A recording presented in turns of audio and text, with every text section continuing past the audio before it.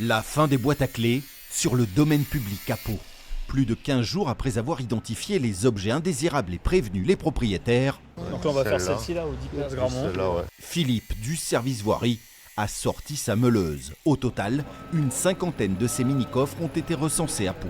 Ça pullule, il y en a beaucoup trop, donc c'est une pollution visuelle, parce qu'il y en a beaucoup. Elles sont là sans autorisation et sans titre pour occuper l'espace public.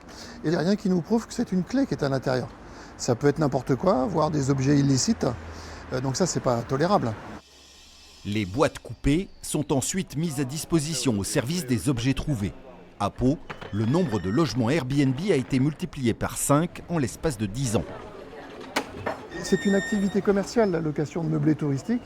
Et utiliser le mobilier public pour faire à des fins commerciales, sans demander l'autorisation, ce n'est pas acceptable.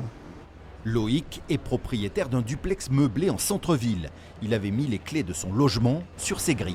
Je l'avais mise ici et c'était très pratique. Ils sortaient du parking là, ils arrivaient, ils la prenaient et ils repartaient. Il y en avait beaucoup et du coup tout le monde faisait ça. Donc je comprends que ça soit gênant. Alors, il a dû trouver une autre solution. Comme cette bagagerie connectée installée entre la gare et le château. De quoi éviter un PV. Occuper l'espace public sans autorisation est passible de 1 500 € d'amende.